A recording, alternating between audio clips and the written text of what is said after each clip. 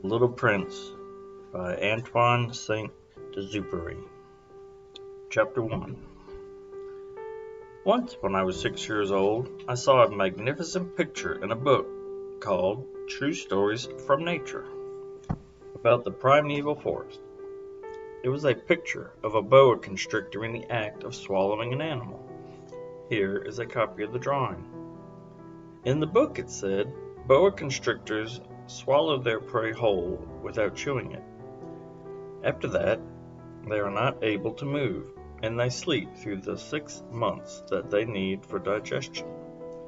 I pondered deeply, then, over the adventures of the jungle. And after some work with a colored pencil, I succeeded in making my first drawing. My drawing number 1. It looked like this. I showed my masterpiece to the grown-ups and asked them whether the drawing frightened them. But they answered, "Frightened? Why should anyone be frightened by a hat?" My picture was not a picture of a hat. It was a picture of a boa constrictor digesting an elephant. But since the grown-ups were not able to understand it, I made another drawing. I drew the inside of the boa constrictor so that the grown-ups could see it clearly. They always need to have things explained. My drawing number 2 looked like this. The grown-ups' response this time was to advise me to lay aside my drawings of boa constrictors, whether from the inside or the outside, and devote myself instead to geography, history, arithmetic, and grammar. That is why, at the age of 6, I gave up what might have been a magnificent career as a painter. I had been disheartened by the failure of my drawing number 1 and my drawing number 2. Grown-ups never understand anything by themselves, and it is tiresome for children to always be forever explaining things to them. So then, I chose another profession. I learned to pilot aeroplanes.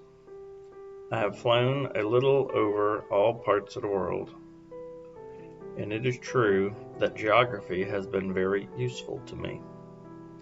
At a glance, I can distinguish China from Arizona.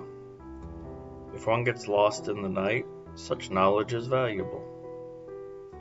In the course of this life, I have had a great many encounters with a great many people who have been concerned with matters of consequence. I have lived a great deal among grown-ups. I have seen them intimately, close at hand, and that hasn't much improved my opinion of them.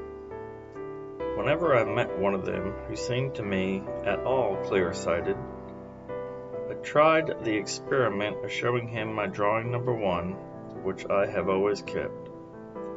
I would try to find out, if this was a person of true understanding. But whoever it was, he or she would always say, "That is a hat." Then I would never talk to that person about boa constrictors or primeval forests or stars. I would bring myself down to his level.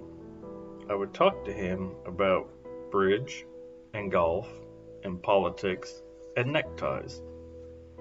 And a grown-up would be greatly pleased to have met such a sensible man. Chapter 2.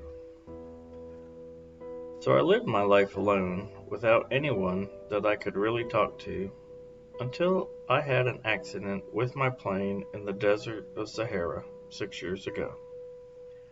Something was broken in my engine, and as I had with me neither mechanic nor any passengers, I set myself to attempt the difficult repairs all alone.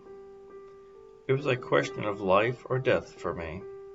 I had scarcely enough drinking water to last a week. The first night, then, I went to sleep on the sand, 1,000 miles from any human habitation. I was more isolated than a shipwrecked sailor on a raft in the middle of the ocean. Thus, you can imagine my amazement at sunrise when I was awakened by an odd little voice. It said, "If you please, draw me a sheep." What? Draw me a sheep? I jumped to my feet, completely thunderstruck. I blinked my eyes hard. I looked carefully all around me, and I saw a most extraordinary small person who stood there examining me with great seriousness. Here you may see the best portrait that, later, I was able to make of him. But my drawing is certainly very much less charming than its model. That, however, is not my fault. The grown-ups discouraged me in my painting career when I was 6 years old, and I never learned to draw anything except boas from the outside and boas from the inside. Now I stared at this sudden apparition with my eyes fairly startled out of my head in astonishment. Remember, I had crashed into the desert 1,000 miles from any inhabited region, and yet my little man seemed neither to be straying uncertainly among the sands, nor to be fainting from fatigue or hunger or thirst or fear. Nothing about him gave any suggestion of a child lost in the middle of a desert, 1,000 miles from any human habitation. When at last I was able to speak, I said to him, "But what are you doing here?" And in answer he repeated very slowly, as if he were speaking of a matter of great consequence, "If you please, draw me a sheep."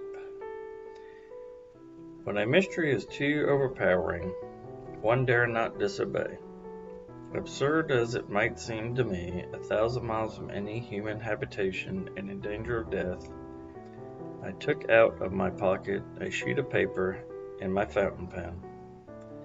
But then I remembered how my studies had been concentrated on geography, history, arithmetic, and grammar, and I told the little chap, a little crossly too, that I did not know how to draw. He answered me, "That doesn't matter. Draw me a sheep." But I had never drawn a sheep, so I drew for him one of the 2 pictures I had drawn so often. It was that of the boa constrictor from the outside, and I was astounded to hear the little fellow greet it with, "No, no, no, I do not want an elephant inside a boa constrictor. A boa constrictor is a very dangerous creature, and an elephant is very cumbersome. Where I live, everything is very small. What I need is a sheep. Draw me a sheep." So then I made a drawing. He looked at it carefully, then he said, "No, this sheep is already very sickly. Make me another." So I made another drawing. My friend smiled gently and indulgently. "You see yourself," he said, "that this is not a sheep. This is a ram. It has horns." So then, I did my drawing over once more, but it was rejected too, just like the others. "This one is too old. I want a sheep that will live a long time." But this time my patience was exhausted, because I was in a hurry to start taking my engine apart. So I tossed off this drawing, and I threw out an explanation with it. "This is only a box. The sheep you asked for is inside." I was very surprised to see a light break over the face of the young judge. "That is exactly the way I wanted it. Do you think that this sheep will have to have a great deal of grass?" "Why?" "Because where I live, everything is very small." "There will surely be enough grass for him," I said. "It is a very small sheep that I have given you." He bent his head over the drawing. "Not so small that... Look! He has gone to sleep." And that is how I made the acquaintance of the little prince.